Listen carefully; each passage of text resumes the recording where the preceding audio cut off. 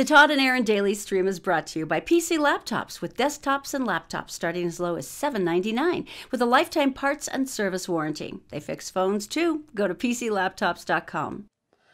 How did you get into the University of Utah? I had a presidential scholarship. What's that mean? I don't even know. I had really good grades in high school. Okay. So they gave you a what kind of scholarship? I'd actually applied to Columbia University in New York, too, because I wanted to be a writer. So glad you didn't go there. But that would have been hundreds of thousands of dollars. And the university had a great program, and they gave me a 100% scholarship. It was full ride. Boom! You're in college because you worked hard. Nicely done. Ask me. Honey, how'd you get into college? Unity College in the middle of nowhere in Maine with 300 students and 12 women studying wildlife management and forestry to go work for the state? I called them. I said, I have money. And they said, yes. Drive on it. It's a private school. Isn't Unity just like a couple of hours from the Canadian border? It's about six. Wasn't Unity College founded by parents who were concerned that their children might be drafted into the Vietnam War? Rumor. Okay. But a rumor. And here you are, because everyone goes to forestry and wildlife management when you become a stand-up comedian and a morning radio host and then a podcast host. It's obvious. And I can juggle. So there you go. Oh. All right. So you've heard the story about the college and all the famous people. Explain this. I just knew that You've they heard got this. Lori Loughlin from Full House and Felicity Huffman from Desperate Housewives, which really makes me sad because I love her. I thought that she and William H. Macy, who is her husband, they were like awesome parents and like cool people. So explain what happened exactly. Okay, there's one guy that they turned, and he is the hub of the entire deal. So when they nailed him, he just threw out everything. See if we can find his name. Cheating on SATs, all the tests you're supposed to take, sending other people in to take your test for you, bribing people, then going to the colleges and putting kids through. Some people paid up to $3 million to get their kids into Yale, into Princeton, into all these awesome schools of and so anyway, they actually bribed the athletic coaches and stuff to let them in. There's two women who went in, and they went in for sculling. What is the? I thought it was rowing. Yeah, it's the rowing thing. Crew. They've never crewed before in their entire lives, and never showed up. They for were on one the crew deal. team, though. That's lucky. Because that's how they got into the school. They did a lot of different ways. That's interesting. One way that this guy did it, what a sleazebag. He had a fake charity.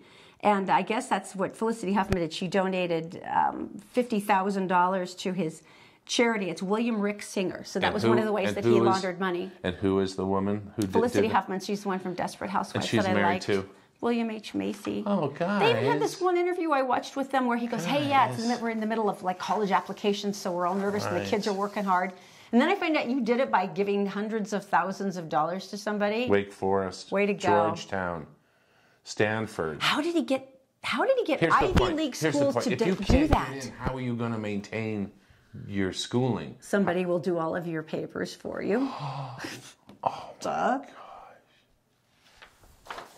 That completely sucks. That makes me so mad. I know. And the thing is that it's not even the point that the U.S. Attorney made, which I thought was really good. He goes, and for every one of these little rich entitled kids who got in because of their folks, they took places of someone people who has maybe worked their entire life for this goal. I mean, for God's sake, when the boys went to a private school for the first time in kindergarten, there was a kid in their class who wore a Harvard sweatshirt. I mean, that's how early it started with his folks.